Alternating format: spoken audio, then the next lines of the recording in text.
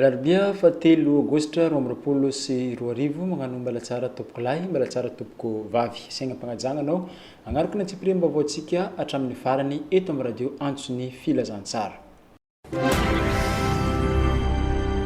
Vaovao mahakasika ny fankalazagna ny fahadimy amby valopolo taogno ny nijoroan'ny holafatry ny mpisolo vava eto Madagasikara noho ny mboantsika ny fampalalam-baovao amin'ny ity androany ity.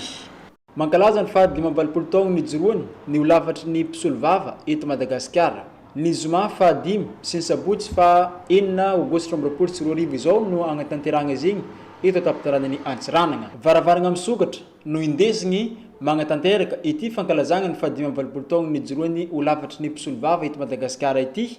Ny zoma fahadimy ny volagna Aogositra 2024 ao amin'ny efitrano malalaky ny commune urbaine d'Antsiranana. Izay agnasagna ny olona maro hiatrika sy hijery ity programa izay totsain'ireo holafatry ny mpisolo vava eto Madagasikara ity. Izay fankalazana izay dia fankalazana mitety renivohim-paritany. Ho an'ny faritanina Antananarivo natomboka tany Antsirabe dia avy eo nakao Mahajanga. Dia izao zany izahay eto Antsiranana anao an'izay fankalazana izay amin'ity herinandro ity. Izay fankalazana izay moa tsy hoe fety fa fety fotsiny hoe satria nahatratrany fa 5-20 taona ny foronana. Satria tamin'ny taona 7-telopolo-700 no niforona ny holafatry ny mpisolo vava eto Madagasikara.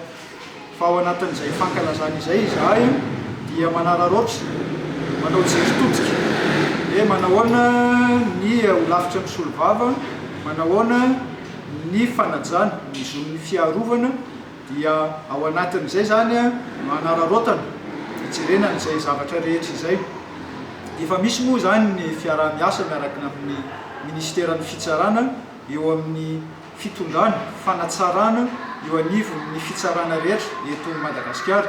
Efa niatomboka ny fiaraha-miasa sy ny fivoriana teo amin'ny holafatry ny mpisolo vava sy ny tompon'andraikitra eo amin'ny ministeran'ny fitsarana.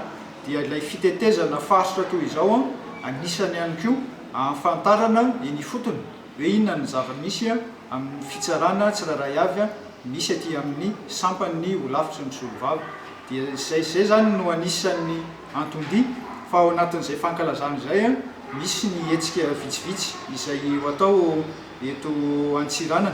Marina fa ny 7 Jona 1779 no nijoro voalohany ity fikambanany holafatry ny mpisolo vava eto Madagasikara ity, izay nafeno 5 amby valopolo taogno amin'ny taogno 2024 ity.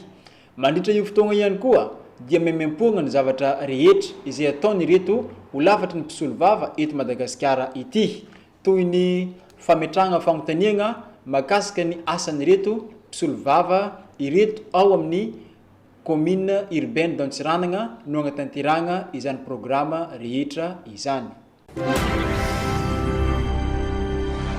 Agnatanteraka varavaragna misokatra ny bureau ny fananantany ato amin'ny faritra Diana.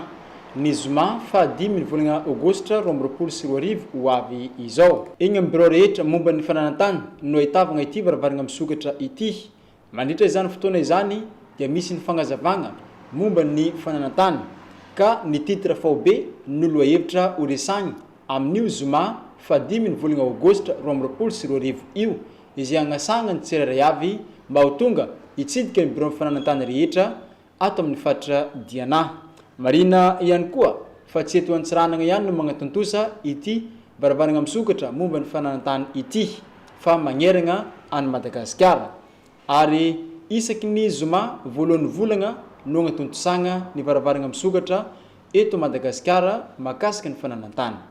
Ia, zay ato amin'ny sampandrarany fananantany amin'ny faritra Diana moa zany dia misy journée de porte ouverte izay arahanay amin'ny fanjakana foibe dia ny ministèrenay any Antananarivo izay agnomagna varavaragna misokatra na porte ouverte amin'ny vendredi zao io 5 août izay atao amin'ny service-ny jiaby zegny ko poste domaine amin'ny circonscription Dego 1, Dego 2, amin'ny service régional d'aménagement du territoire agny amin'ny Ambilobe, ny guichet unique ny service foncier Ambilobe, guichet unique ny service foncier Ambanja, guichet unique ny service foncier Nosy Be. io varavarana misokatra io moa zany dia izy io zavatra ny volovolain'ny ministera izay atao manerana ny sampandrarano fananantany eran'ny Madagasikara. Isaka zoma premier vendredi du mois moa zegny agnanaovana izy io ka ny thème amin'ity zegny dia ny fanaovana titre faoben'ny tany ny zavatra ho ataonay amin'izay moa zany dia fagnazavazavanay amin'ny vahoaka ny procédure fanaovana ny titre faobe io sy ny zavatra rehetrarehetra izay tokony ho azonareo dia mampafantatra koa zay mety misy zavatra ho affichage ao amin'ny bureaunay dia be da be ny standard de service ho affiché ao dia azavainay aminareo vahoaka dia misy koa famaliana question réponse na mifandraika amin'ny thème io na même tsy mifandraika aza dia mbola afaka hovalianay zay.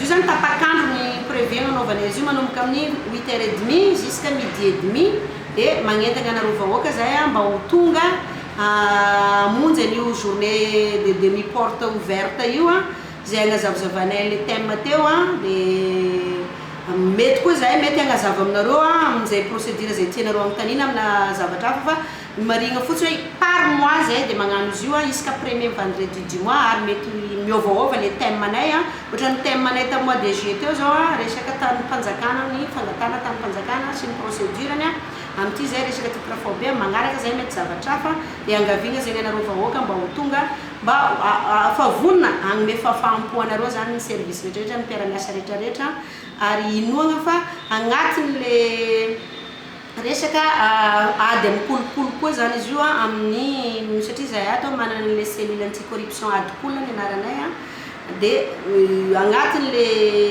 vinavina kasanay izy io na ny PTA anay dia tsara atsika vahoaka angamba mba ho tonga favonina amin'ny fahafaham-po aminareo zay.